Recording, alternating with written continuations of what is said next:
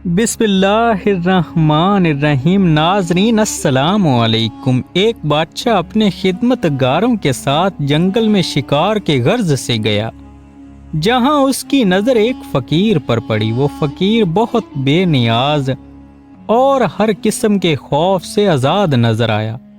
گھنے جنگل میں موز جانور، اشرات اور درندوں سے تو ہوشیار رہنا ہی پڑتا ہے، مگر بادشاہ نے اس کے چہرے پر خاص اطمینان دیکھا اور اسے اس شخص کی بے وقوفی تصور کیا۔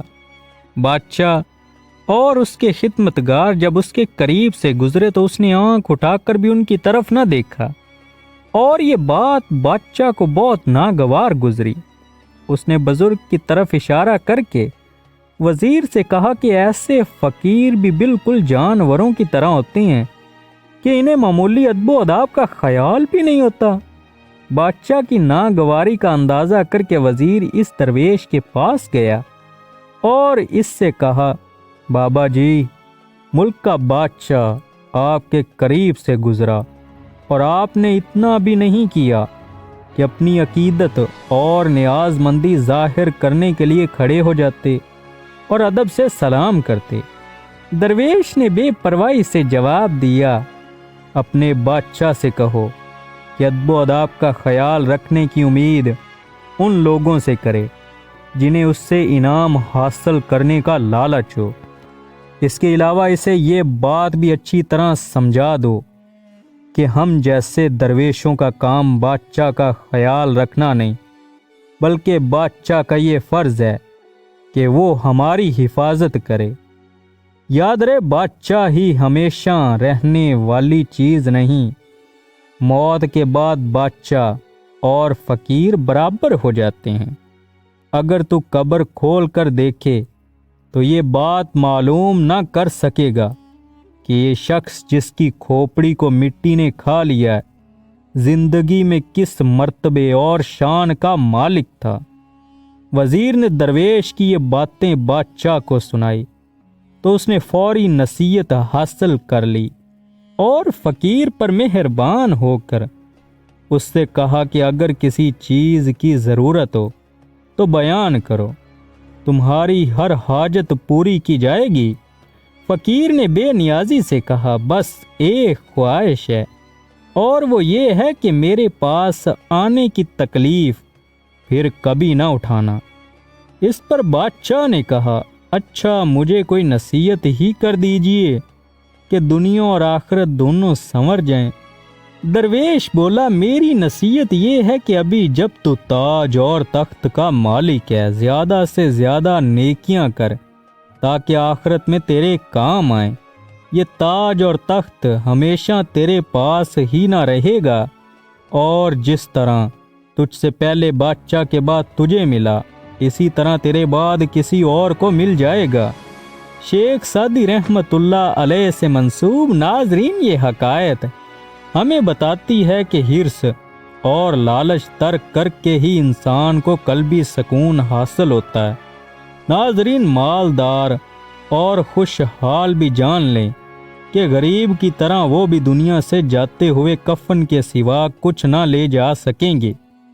ایک غریب عورت ناظرین حضرت بابا فرید الدین مسعود گنج شکر رحمت اللہ علیہ کے پاس آئی اور اپنی مفلسی کی شکایت کی۔ اس کی بیٹیاں شادی کی عمر کو پہنچ گئی تھی، لیکن اس کے پاس کوئی مالی اسباب نہ تھا۔ بابا جی نے اس کی بات سنی اور اس کے لیے دعا فرمائی، لیکن وہ عورت بابا جی سے کچھ لینے پر ضد کرتی رہی۔ بابا جی نے فرمایا، بی بی، سب خزانے تو اللہ کے ہیں، اس سے مانگو، میں تو خود اس کا ایک ادنا سا غلام ہوں۔ لیکن وہ عورت بولی، آپ اللہ کے نیک بندے ہیں، میں آپ کے در سے خالی نہیں جاؤں گی۔ آخر جب اس عورت کا اصرار حد سے بڑھ گیا تو بابا جی نے فرمایا، اچھا جاؤ اور کوئی مٹی کا تھیلا تلاش کر کے لے آؤ۔ وہ عورت مٹی کا ایک تھیلا اٹھا کر لے آئی۔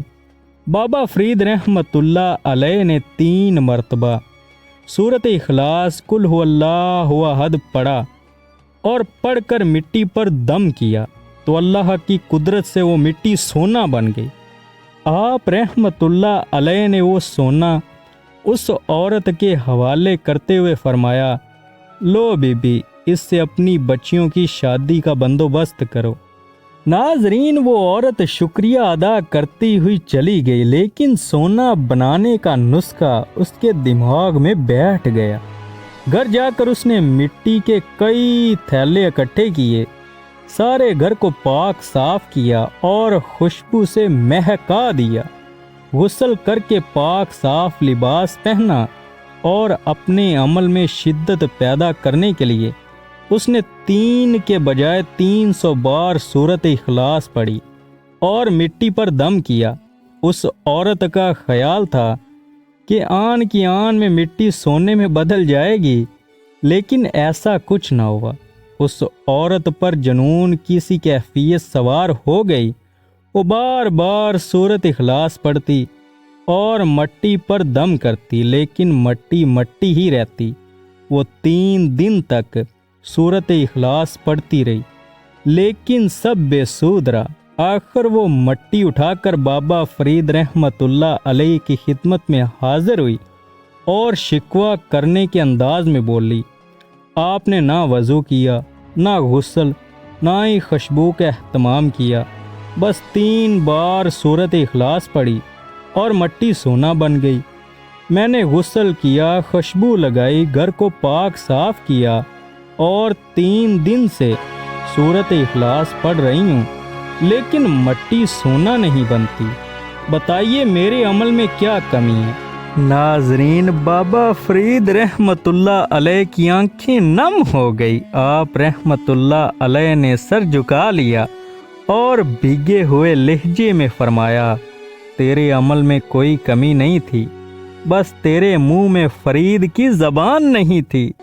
سبحان اللہ، بے شک یہی وہ اللہ کے بندے تھے جو اللہ کے نزدیک انعام یافتہ قرار پائے۔